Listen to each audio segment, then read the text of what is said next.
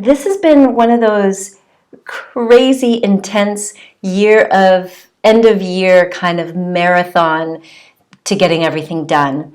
And from the end of September to now, I've been to multiple countries, hosting events, going to retreats, shooting TV shows, and a documentary. So I have been so just pulled in many, many, many directions. And it's a joy for me to finally be at December where I can kind of like unwind, rewind, and go within. So I just wanted to connect with you again because it's been weeks. Unless you've been following me on Instagram or getting my emails as I'm doing all these global travels. But one of the things that is really interesting, I fell into this like mental icky place a few days ago. So part of the work that I do in the world is I help global luminaries, these superstar authors and coaches and yogis and medicine women, shamans. I help these people get their message out to a global audience. And doing mentoring with some of these huge celebrities and superstars is really humbling for me because I'm working with people who are like at their top, like they're rocking it. So here I am in Iceland, in Reykjavik, just last week, with a very dear friend, Solveig Þórarinsdóttir.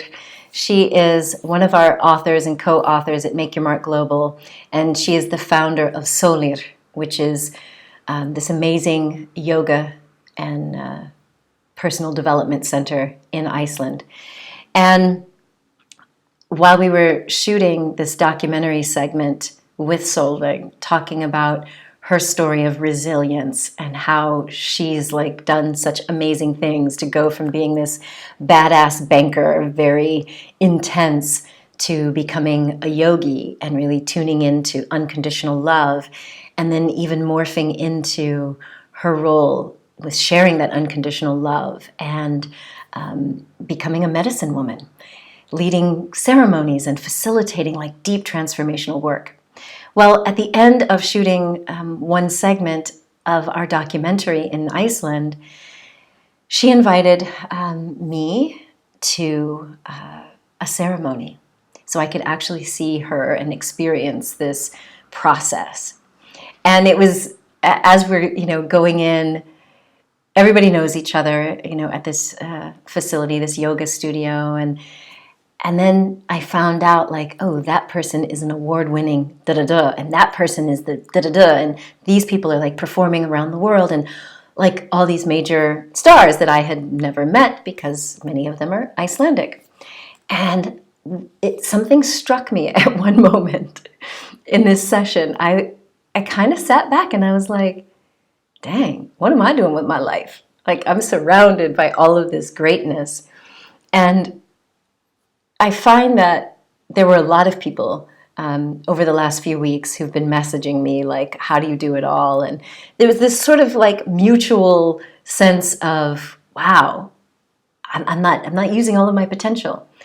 And then we got into the holiday season. And for us in America, some people celebrate this thing called Thanksgiving, and that's like the beginning of this whole holiday party thing where you're going to work parties and family parties all the way up to Christmas or Kwanzaa or whatever you celebrate.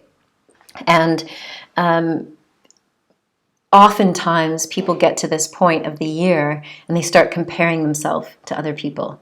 Now, I don't usually do that around the holidays, but I definitely did that while I was in Iceland, and I had to catch myself. And it was like, Dre, what are you doing? Don't compare yourself to anyone because it's a trap. Now, many of us had that conditioned into us. Yes, Margareta, yes, I had that thought. My bad. I'm not perfect, okay? But many of us have been conditioned to always be scanning the environment and checking to see what other people are doing and then looking at ourselves to see, do I measure up? Am I good enough? Am I blah, blah, blah enough? And yeah, I haven't been doing that for a long time, but it was still part of my programming. And I felt like very vulnerable, like, oh. And then I was reminded that at this time of year, it's common. And I just wanted to, I don't know, it's not like a confession, but I just wanted to share in this experience with you, because maybe you do that too. You know, maybe you get together with the family or at these holiday parties and you start checking to see, okay, how did you end the year compared to everyone else? And I just want to invite you to not do that. You know, this is a time where I believe we should reflect on what has worked for us and be honest about the things that didn't work out for us this year so that we can plan better and be proactive. And I'll tell you about a little workshop that I'm co-facilitating in a couple of weeks so that you can join me. But this is a time when we can also go within and celebrate. And even if you didn't get everything done that you wanted to this year, you made it.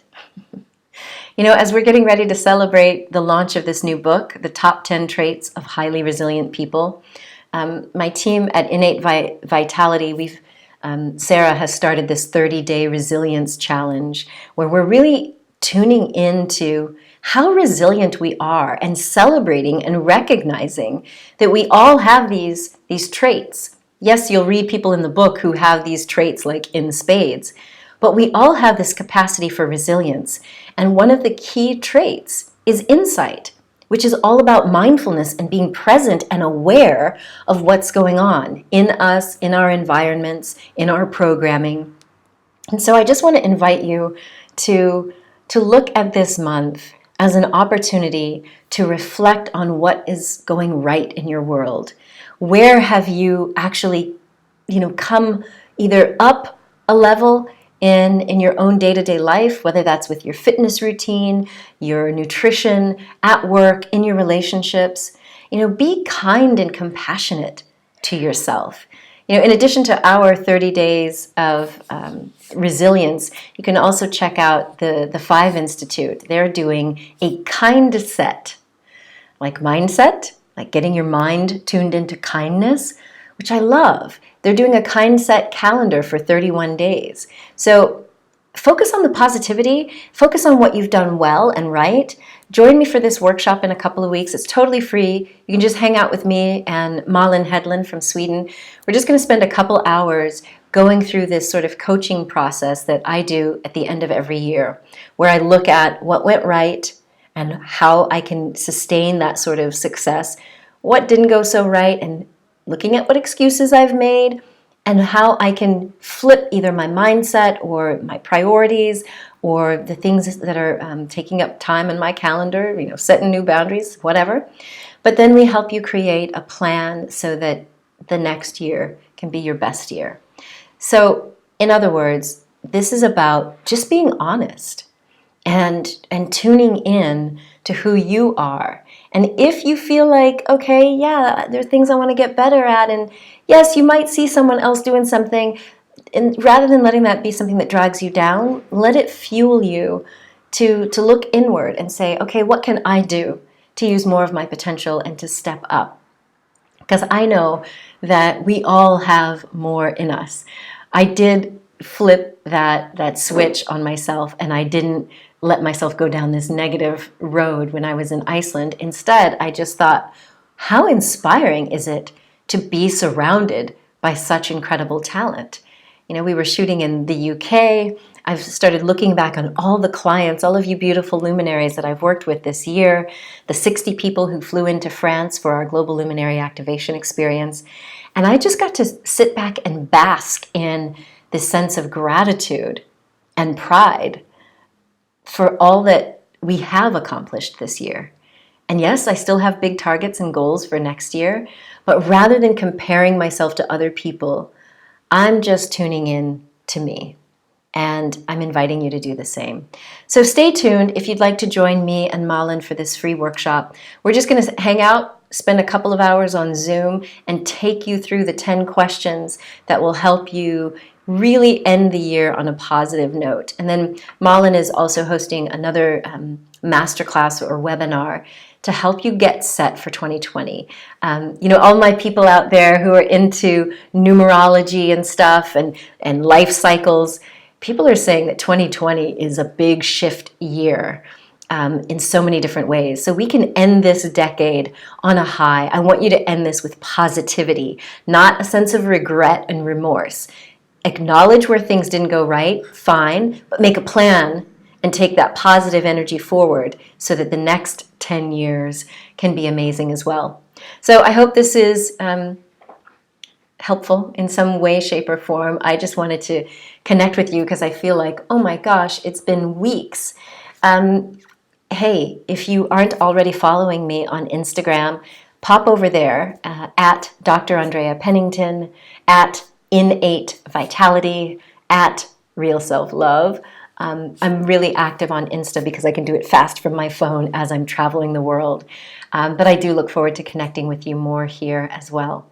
So I'm sending you huge love from the French Riviera, and I wish you a beautiful, beautiful December filled with gratitude, kindness, and every one of those little resilience factors kicking in. Much love to you, my friend. Please do remember that no matter what's going on in the world out there, you truly are a gift to this world. So share your presence with passion. Much love.